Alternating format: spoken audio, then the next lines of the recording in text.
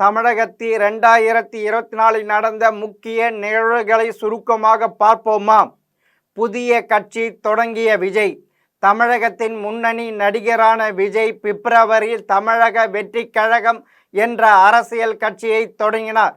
இதைத் தொடர்ந்து அக்டோபர் 27ஆம் தேதி தமிழக வெற்றி கழக முதல் மாநில மாநாடு நடைபெற்றது.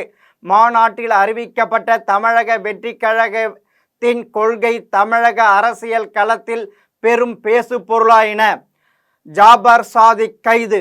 மார்ச் 9ஆம் தேதி சர்வதேச அளவில் போதைப் பொருள் கடத்தி 2000 கோடி ரூபாய்க்கு மேல் சம்பாதித்ததாக சென்னையை சேர்ந்த திமுக நிர்வாகி ஜாபர் சாதிக் மத்திய போதைப் பொருள் தடுப்பு பிரிவு அதிகாரிகளால் கைது செய்யப்பட்டார். இதையடுத்து திமுகவிலிருந்து நீக்கப்பட்டார் சாதிக்.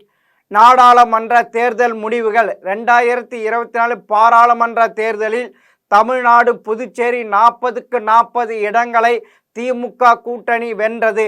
தமிழகத்தின் பிரதான கட்சியான அதிமுக 7 இடங்களில் டெபாசிட் இழந்தது.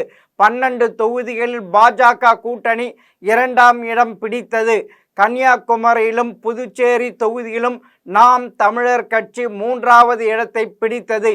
காங்கிரஸ் ஜெயக்குமார் கொலை.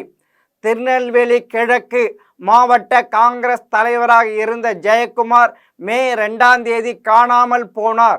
இதையடுத்து மே 4ஆம் தேதி அவருக்கு சொந்தமான தோட்டத்தில் சடலமாக மீட்கப்பட்டார். இது குறித்தான விசாரணை சிபிசிஐடி போலீசாருக்கு மாற்றப்பட்டும் இதுநாள் வரை குற்றவாளிகள் யார், கொலை எப்படி நடந்தது என்பது மர்மமாக உள்ளது. கள்ளக்குறிச்சி கள்ளசாராய மரணம். ஜூன் 19ஆம் தேதி கள்ளக்குறிச்சி மாவட்டம் கருணாபுரத்தில் கள்ளச்சாராயம் குடித்து 63 பேர் இறந்து போனது நாட்டையே அதிர வைத்தது. உயிரிழந்தவரின் குடும்பங்களுக்கு தலா 10 லட்சம் ரூபாயை தமிழக அரசு நிவாரணமாக வழங்கியது சர்ச்சையை ஏற்படுத்தியது. இந்த சம்பவம் குறித்து விசாரணை நடத்த ஓய்வு பெற்ற நீதியரசு தலைமையில் ஒரு நபர் ஆணையம் அமைக்கப்பட்டது. ஆம்ஸ்ட்ராங் கொலை. பகுஜன் சமாஜ் கட்சியின் தமிழக தலைவர் ஆம்ஸ்ட்ராங் பெரம்பலூரிலுள்ள அவரது வீட்டுக்கு அருகே கடந்த ஜூலை 5ஆம் தேதி வெட்டி படுகொலை செய்யப்பட்டார். இந்த வழக்கில் பிரபல ரவுடி ஆற்காடு சுரேஷின் தம்பி பொன்னை பாலு உட்பட 28 பேர் கைது செய்யப்பட்டனர். எடப்பாடியை ரவுண்டு கட்டிய 6 அதிமுகவில் நிலவு உட்கட்சி பிரச்சனையை 2024 முழுக்க அப்படியே தொடர்ந்தது. கட்சியிலிருந்து நீக்கப்பட்ட சசிகலா ஓபிஎஸ் தினகரனை மீண்டும் இணைக்க வேண்டும் என்ற கருத்தோடு முன்னாள் அமைச்சர்களான செங்கோட்டையன், நத்தன் விஸ்வநாதன், கேபி அன்பழகன், சிவி சண்முகம், வேலுமணி, தங்கமணி ஆகிய 6 பேர் சேலத்தில் எடப்பாடி ஜூலை 8ஆம் தேதி சந்தித்து பேசினர். இந்த சந்திப்பு ஏற்படுத்திய உஷ்ணம் அதிமுகவுக்குள் இன்னும் அடங்கவில்லை. அதானி தமிழகம் வருகை. இண்டன்பர்க் அருகே நிலக்கரி ஊழல் என தொழிலதிபர் அதானி மீதான சர்ச்சைகள் ஆண்டின் தொடக்கத்திலிருந்தே நாடு முழுவதும் கொழுந்துவிட்டு எரிந்து வந்தன. இந்த நிலையில் ஜூலையில் தமிழகத்திற்கு வந்த அதானி முதல்வர் ஸ்டாலினை சந்தித்து பேசியதாக தகவல் வெளியானது. ஆனால் ஸ்டாலின் நான் அதானியை சந்திக்கவில்லை என மறுப்பு தெரிவித்தார். இதையடுத்து சென்னையில் அதானி யாரை சந்தித்தார் என்பது விடை தெரியாத கேள்வியாக தொடர்கிறது. விக்கிரவாண்டி இடைத்தேர்தல். விக்கிரவாண்டி தொகுதி திமுக சட்டமன்ற உறுப்பினர் புகழேந்தி மரணம் அடைந்தது தொடர்ந்து ஜூலை 10ஆம் தேதி இடைத்தேர்தல் நடந்தது. பிரதான எதிர்க்கட்சியான அதிமுக இடைத்தேர்தலை புறக்கணித்த சூழ்நிலையில் திமுக வேட்பாளர் அன்னியூர் சிவா வெற்றி பெற்றார். பாமக வேட்பாளர் டெபாசிட்டை தக்க வைத்தார். முதல்வர் வெளிநாட்டு பயணம்.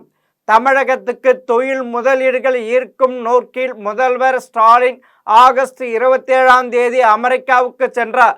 அமெரிக்காவில் 17 நாட்களில் 25 நிறுவனங்களுடன் மேற்கொண்ட சந்திப்பில் 7618 கோடி ரூபாய் மதிப்பிலான 19 புரிந்துணர்வு ஒப்பந்தங்கள் கையெழுத்தாகின என்று அறிவிக்கப்பட்டது. அண்ணாமலை லண்டன் பயணம். பாஜக மாநில தலைவர் அண்ணாமலை லண்டனில் உள்ள ஆக்ஸ்போர்டு பல்கலைக்கழகத்தில் சர்வதேச அரசியலுக்கான சான்றிதழ் படிப்பை படிக்க ஆகஸ்ட் 28ஆம் தேதி லண்டனுக்கு புறப்பட்டு சென்றார். 3 மாத படிப்பை முடித்துவிட்டு டிசம்பர் 1ஆம் தேதி சென்னைக்கு திரும்பினார். செந்தில் பாலாஜிக்கு ஜாமீன். சட்டவிரோத பண பரிமாற்ற வழக்கே 2023 சிறைக்கு சென்ற அமைச்சர் செந்தில் பாலாஜி தனது அமைச்சர் பதவியை ராஜினாமா செய்திருந்தார். இந்த நிலையில் 15 மாத சிறைவாசத்துக்கு பிறகு செப்டம்பர் 26ஆம் தேதி ஜாமீன் கிடைத்து வெளியே வந்த செந்தில் பாலாஜி அடுத்த 2 நாட்களில் மீண்டும் அமைச்சராக பொறுப்பேற்றார். துணை முதல்வர் உதயநிதி. செப்டம்பர் 28ஆம் தேதி நடைபெற்ற தமிழக அமைச்சரவை மாற்றத்தின் போது சேப்பாக்கம் தொகுதி எம்எல்ஏவும் அமைச்சரான உதயநிதி ஸ்டாலின் துணை முதல்வரான ஏற்கனவே அமைச்சரவையில் அங்கம் வகித்த மனோ தங்கராஜ், ராமச்சந்திரன், செஞ்சி மஸ்தான் ஆகியோர் அமைச்சர் பதவிகள் பறிக்கப்பட்டு கோவி செழியன், பனைமரத்துப்பட்டு ராஜேந்தர், நாசர் உள்ளிட்டோர் புதிதாக அமைச்சரவை இடம் பிடித்தனர். கவரப்பேட்டை ரயில் விபத்து. அக்டோபர் 11ஆம் தேதி திருவள்ளூர் மாவட்டம் கவரைப்பேட்டை அருகே சென்று கொண்டிருந்த பாக்மதி எக்ஸ்பிரஸ் சரக்கு ரயில் மீது மோதி விபத்துக்கு உள்ளானது. 16 பயணிகள் படுகாயம் அடைந்தனர். அதிர்ஷ்டவசமாக உயிரிழப்புகள் எதுவும் நடக்கவில்லை. சீமான் ரஜினி சந்திப்பு.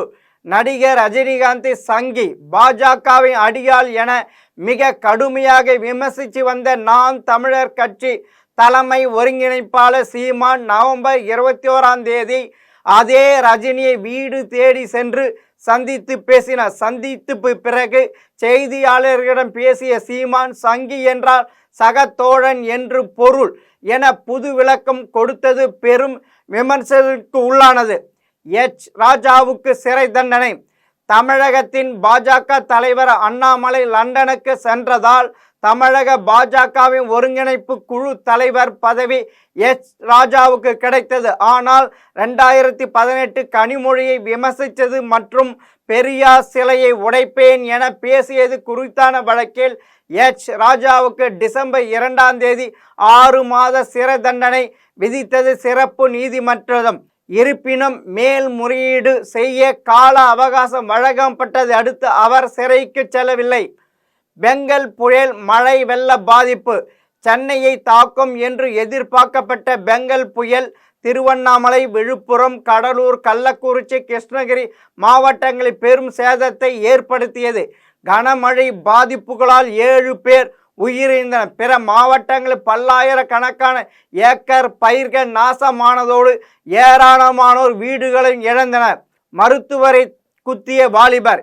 சென்னை கிண்டியில் உள்ள கலைஞர் நூற்றாண்டு நினைவு உயர் சிறப்பு மருத்துவமனை டிசம்பர் 13ஆம் தேதி விக்னேஷ் என்ற இளைஞர் புற்றுநோய் சிறப்பு மருத்துவர் பாலாஜி சரமாரியாக கத்தியால் குத்தினார். நாடு முழுவதும் பெரும் அதிர்வலியை ஏற்படுத்திய இந்த சம்பவத்துக்கு மருத்துவர்கள் எதிர்ப்பு தெரிவித்து வேலை நிறுத்த போராட்டம் நடத்தினர். EVKS இளங்கோவன் மரணம். காங்கிரஸ் கட்சியின் மூத்த தலைவர்கள் ஒருவரான EVKS இளங்கோவன் டிசம்பர் 15ஆம் தேதி உடல்நலக் குறைவால் காலமானார். ஈரோடு கிழக்கு சட்டமன்ற தொகுதி எம்எல்ஏவாக இருந்த அவரின் மகன் திருமகனின் இறப்புக்கு பிறகு இடைத்தேர்தலில் போட்டியிட்டு வெற்றி பெற்றிருந்தார் EVKS. தற்போது ஈரோடு கிழக்கு தொகுதி மீண்டும் காலியாகி இருக்கிறது. அடுத்தடுத்த என்கவுண்டர்கள்.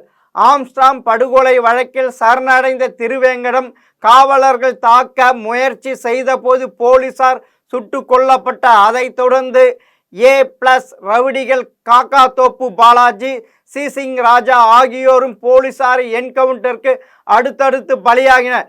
நாமக்கல்லில் லாரியில் தப்பிச் சென்ற வடமாநில கொள்ளை கும்பல் மீது போலீசார் நடத்திய துப்பாக்கிச் சூட்டில் ஒருவர் பலியானார்.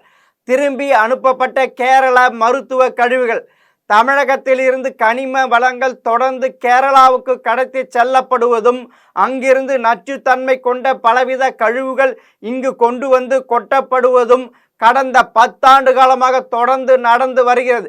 இந்த நிலையில் நெல்லை மாவட்டத்தில் கேரள மருத்துவ கழிவுகள் கொட்டப்பட்ட விவகாரம் பெரும் சர்ச்சையாக வரலாற்றில் முதன்முறையாக 40 டன் நச்சு மருத்துவ கழிவுகள் கேரளாவுக்கு திரும்பி அனுப்பப்பட்டன. திமுகவுக்கு அவப்பெயர். அண்ணா பல்கலைக்கழகத்தில் டிசம்பர் 23ஆம் தேதி இரவு பொறியியல் மாணவி பாலியல் வன்முறைக்கு உள்ளானார். அதை திமுகவை சேர்ந்த ஞானசேகரன் செய்தார். எதிர்க்கட்சிகள் இதை கையில் எடுத்து பெரும் போராட்டங்களை நடத்த ஆரம்பித்திருக்கிறது. இது ஸ்டாலின் அரசுக்கு பெரும் அவப்பெயர் உண்டாக்கி இருக்கிறது. இதுதான் தமிழகத்தில் நடந்த முக்கிய நிகழ்வுகளாகும். மீண்டும் இன்னொரு தகவலோடு சந்திக்கிறேன். வணக்கம்.